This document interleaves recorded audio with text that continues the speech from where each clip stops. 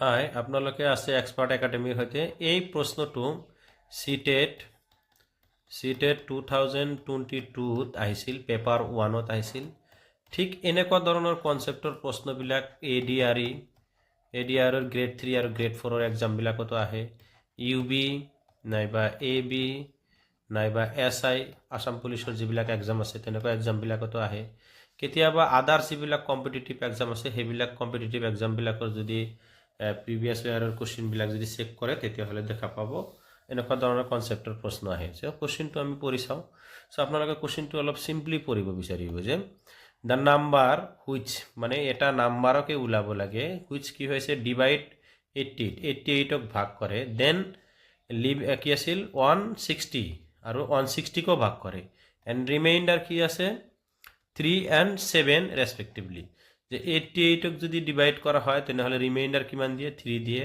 R 160ক divide কৰিলে reminder কিমান দিয়ে 7 দিয়ে যদি এইটো আমি প্ৰসেছত যদি চাও তেনেহলে আমি এটা চাব লাগিব 88ক মাইনাস কৰিব লাগিব 3 ৰে কৰিলে কিমান পাম 85 পাম দেন 160ক যদি আমি মাইনাস কৰো 7 160ৰ পৰা তেনেহলে পাম আমি 153 পাম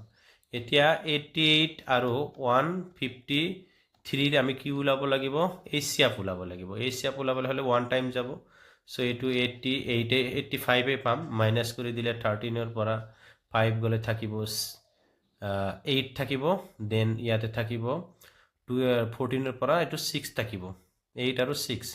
দেন 68 হ'ব ইয়াতে 68ক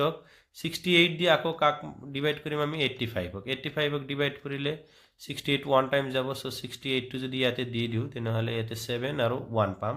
এতিয়া আমি চাম ইয়াতে 68ক আকৌ ডিভাইড কৰিব লাগিব 17 ৰে 17 ৰে যদি 68ক ডিভাইড কৰো তেনেহলে 4 টাইম যাব 68 পাম সো ৰিজাল্ট কিমান পালো 0 সো এই কাৰণে আমাৰ আনসাৰটো কিমান হ'ব 17 হ'ব সো ইয়াতে আনসাৰ 17 হ'ব কাৰেক্ট আনসাৰ 17 হ'ব কিন্তু এইটো এটা দিগলীয়া প্ৰসেস এই প্ৰসেসৰ হলনি আমি কেনেকৈ সহজতে কৰিব পাৰো ট্ৰিক্সটো আপোনালোকে জানি লওক সো ট্ৰিক্স যদি আপোনালোকে জানিব বিচাৰে তেনেহলে ইয়াতে চাওক ট্ৰিক্সটো কেনেকুৱা হয় জাস্ট 88ৰ পৰা যেতিয়া আপুনি 3 মাইনাস কৰিছিল তেতিয়া কিমান পাইছিল 85 পাইছিল 85কে ফ্যাক্টৰাইজেশ্যন কৰক ফ্যাক্টৰাইজেশ্যন কৰিলে 5 * 17 পাম 5 * কিমান পাম 17 এতিয়া এই ফ্যাক্টৰ তেনেহলে 85ৰ ফ্যাক্টৰ কি পালো আমি 1 পালো 85 পাম দেন 5 পাম আৰু 17 পাম এই চাৰিটা ফ্যাক্টৰৰ ভিতৰত কোনটো ফ্যাক্টৰ অপশনত আছে অপশন কিটা যদি চেক করো তেনেহলে 17 আছে তেনেহলে আনসারটো আমি পাই গলো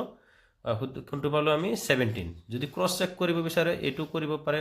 আমি ৰিজাল্ট কিমান পাইছিলো 153 পাইছিলো সো 153 ফ্যাক্টৰাইজেশ্যন কৰিলে